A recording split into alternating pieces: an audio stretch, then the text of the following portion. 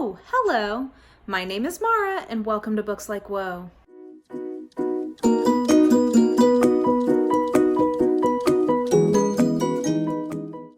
Alrighty guys, so today what I'm going to do is I was doubly inspired. I was inspired by the fact that I recently did a if you like this, then you'll like this video for books. So saying if you liked this book, you would also probably like this book, basically a read-alike video. And then also I've recently read Slouching Towards Bethlehem by Joan Didion. And the entire time I was reading this, I kept thinking, oh my gosh, Once Upon a Time in Hollywood, directed by Quentin Tarantino, is such a big movie this year. And if people are enjoying that, which they seem mostly to be, I watched it and have more mixed feelings about it than it seems like the critical consensus is. But anyway, if you liked that movie, you 100% should read this collection because it just evokes, it's that same 60s California Hollywood whole thing. And if you liked what Tarantino was doing, you 100% should just go ahead and read this because there's just a lot of similarities there and it's very much the same vibe. So that made me think maybe I could do sort of a, if you liked this movie, then you would like this book and vice versa. So sort of like a movie book pairing. So yeah, I don't know. You guys will have to let me know how I do, but I came up with, I think, 10 titles of if you liked this movie, you should read this book. So let's just dive in. Okay, the first one's a pretty obvious one because I've seen this comparison a lot, but if you like Mad Max Fury Road, you should definitely try Trail of Lightning by Rebecca Roanhorse.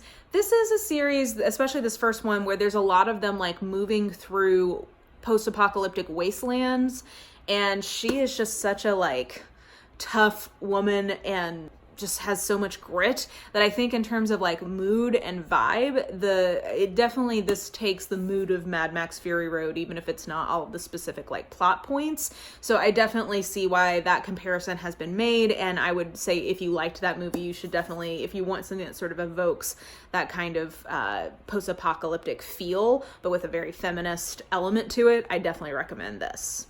Next, I would say that if you liked Men in Black, and I know that there's been reboots recently, maybe even this year, but just generally, if you like that series, I would definitely recommend The Rook by Daniel O'Malley.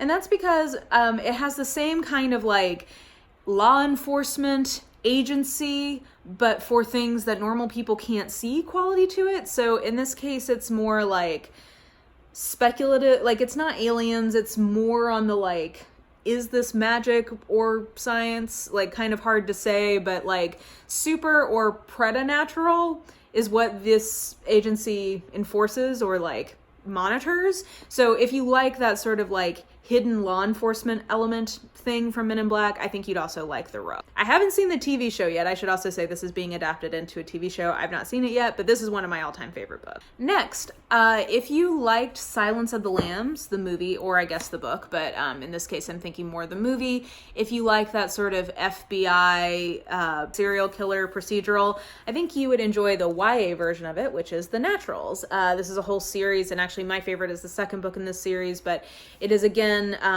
teens with sort of a preternatural ability that is being leveraged by the FBI to hunt down serial killers. So the way this is usually sold is YA Criminal Minds, and I think that's true, but I think that if you like that FBI serial killer thing that you get in the movie Silence of the Lambs, you would enjoy this series possibly. And also if you don't want something as intense, this is also good. For YA, it's pretty hardcore, but in terms of like general intensity level, not so bad.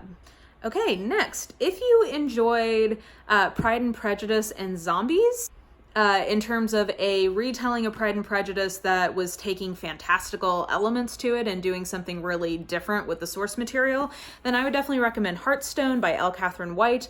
And this is now getting blown out into a trilogy, so there'll be a whole trio of books set in this world. But this is basically, instead of Pride and Prejudice but with zombies, this is Pride and Prejudice but with dragons. Like this is like fantasy version, and the Lizzie character is like an herb healer, and the Darcy character is like a dragon rider fighter guy. So yeah, if part of what you enjoy is a movie that had like, and again I know that was based on a book, but a movie that had a lot of fantasy elements to it or like speculative elements to a classic story, I definitely recommend this. This is like one of my very favorite adaptations of Pride and Prejudice, so yeah, I'm definitely happy to push this at any opportunity I get. Okay, and then the next I would say is if you liked Gosford Park, you know, you liked that sort of 1920s vibe coupled with a murder mystery, I would definitely say the 7.5 Deaths of Evelyn Hardcastle by Stuart Turton is something that you would also enjoy. Yeah, this book really reminded me of the same sort of atmosphere that's evoked in Gosford Park, even more so than like something like a classic Agatha Christie or something. I think that this shares the sort of modern take on a 1920s or 30s country house mystery. So in terms of its overall vibe and atmosphere, it feels closer to me to Gosford Park than an actual Agatha Christie would. So this has been a big title the last couple of years. I know a lot of people really like this, but just another data point. I think in terms of its overall atmosphere or mood, it reminds me a lot of Gosford Park. Okay, up next, speaking of Agatha Christie, if you liked the movie Clue, or I guess I'd also toss in there if you like the movie Murder by Death, you should definitely go back to the OG isolated close circle mysteries, chief among them being Murder on the Orient Express or And Then There Were None. Yeah, Clue is definitely much more of a comedic take on that trope, and I'm obsessed with that movie. I love it. And Murder by Death is even goofier. So these are not, like, the Agatha Christie versions of these are not going to be as funny, but in terms of giving you the same sort of thrill of everybody being trapped in together, and a murder happening, I mean, you can't do better than Agatha Christie for an isolated closed circle mystery. So yeah, if that's part of what you love about those movies, I definitely recommend this. If you're looking for a more comedic take on it, I would probably recommend The Adventure Zone Murder on the Rockport Limited, because that's sort of a fantasy humorous take on this trope. But anyway, I'm always looking for an excuse to recommend Agatha Christie to you guys. Okay, next, I would say that if you like How to Lose a Guy in 10 Days, or another rom-com where a lot of what's happening is sort of like tit for tat game playing between the two people who are ultimately going to get together, I would recommend The Unhoneymooners by Christina Lauren. This just reminds me of that same vibe of like you're both trying to kind of get one over on each other, or like you're both using each other for a specific thing, and then in the process they end up falling in love.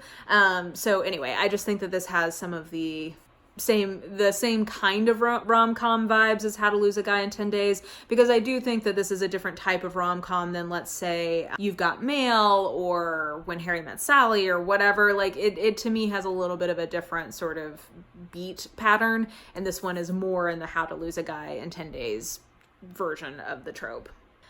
Okay, next, you guys, I already made this comparison in the read-alike, but I'm going to make it again for the movie version. If you liked the movie All the President's Men, you should read Bad Blood, because, in All the President's Men, a lot of what the story is, or like the focus is the sort of investigative reporting piece, or like how Woodward and Bernstein are getting the story, and the back half of Bad Blood definitely has that same vibe with John Carreyrou and how he's trying to get the story and how the people involved are trying to like thwart him.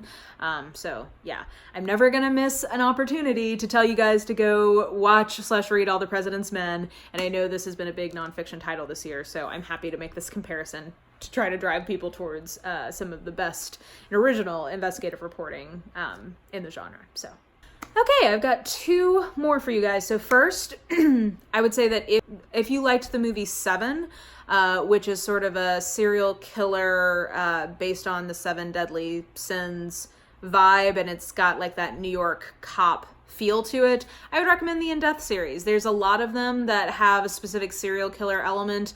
I'll try to put the whatever cover I've got up will be one that's specifically a serial killer one.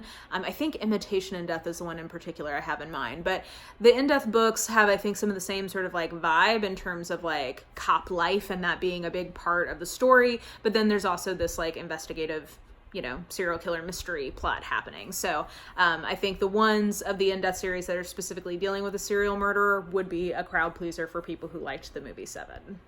And then finally, a documentary that I thought I would mention. So if you liked the movie The 13th, which was on Netflix, it was by Ava DuVernay, is that how you say her last name?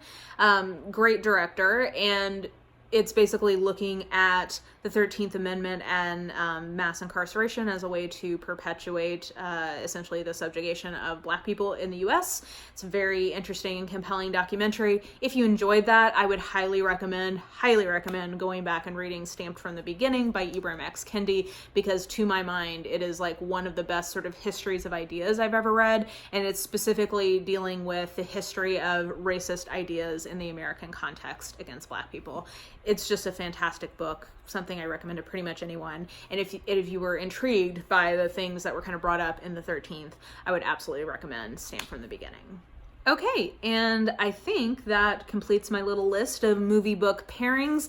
I don't know that there was anything like groundbreaking in that, but I'm somebody who enjoys both movies and books, though these days I used to be a huge movie buff. I would like see all of the Best Picture noms before they came out. I was in college, I was very into going back and watching like as many classic movies as I could. And I think maybe that's kind of what ruined movies for me a little bit, just because I find a lot of what's produced now to be pretty uninteresting. Like whenever there's an interesting movie or like different, I'm always excited to see it. Like I really loved Get Out. I mean, things that just have a little bit more originality to them. But I don't know. I'm just not that into these big sort of like tentpole blockbusters that they've been making the last few years. They're fine. I'll watch them if like they come on when I'm at someone's house or whatever. But like, I don't know. It just sort of, I think that kind of killed a lot of my interest in the movies, to be totally honest, is the more they've leaned into that, the less interested I've been.